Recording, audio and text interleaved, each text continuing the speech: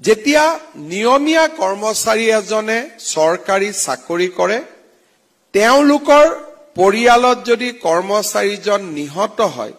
আমি নিহত কৰ্মচাৰীজনৰ পৰিয়ালটোক আজীবন দৰমহা আৰু পেনশন পোৱাৰ ব্যৱস্থা কৰি দিও যাতে পৰিয়ালটোৱে কোনো এটা দিনতো এই কৰ্মচাৰীজনৰ অভাৱ আৰ্থিকভাৱে অনুভৱ কৰিবলগীয়া নহয় সৰ্বশিক্ষা অভিযানত তেনে ব্যৱস্থা নাই আৰু সেয়েহে যোৱা বছৰত কৰ্মৰত অৱস্থাত নিহত হোৱা 103 গৰাকী পৰলোকগত কৰ্মচাৰী আৰু শিক্ষক শিক্ষয়িত্ৰীৰ পৰিয়ালক আজি আমি 5 লাখ টকাকৈ এককালীন সাহায্য আগবঢ়াইছো ইয়াৰ লগে লগে আমাৰ চৰকাৰে এই বছৰ এটা নতুন পদক্ষেপ লৈছে যে সৰ্বশিক্ষা অভিযানত ঠিকাভিত্তিক শিক্ষক ৰূপে কাম কৰা আটাইকেইজন শিক্ষকক ৩৫,০০০ শিক্ষকত অসম চৰকাৰত নিয়মীয়াকৰণ অৰ্থাৎ অসম চৰকাৰৰ ৰেগুলাৰ কৰ্মচাৰী হিচাপে আমি নিযুক্তিৰ বাবে প্ৰক্ৰিয়া আগুৱাই লৈ গৈছো এই ৩৫,০০০ শিক্ষক শিক্ষয়িত্ৰীৰ চাকৰি আমি যেতিয়া নিয়মীয়া কৰিম ভৱিষ্যতে ভগৱানে নকৰক তেওঁলোকৰ পৰিয়ালত এনে ধৰণৰ দুৰ্যোগ আহি পৰিলে তেওঁলোকে তেওঁলোকৰ চাকৰি থকা ৰেচিডুৱাৰী চাকৰি থকা কালছোৱাত পূৰ্ণ দৰমহা পাব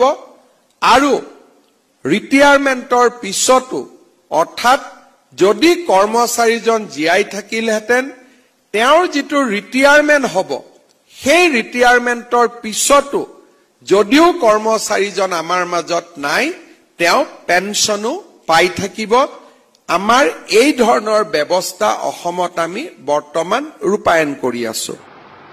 এই ব্যৱস্থাটো আমি তৃতীয় আৰু চতুৰ্থ শ্ৰেণীৰ কৰ্মচাৰীৰ ক্ষেত্ৰতো আৰম্ভ কৰিব পাৰো নেকি শিক্ষকসকলৰ বাবে যি ব্যৱস্থা সফলভাৱে আমি ৰূপায়ণ কৰিব পাৰিছো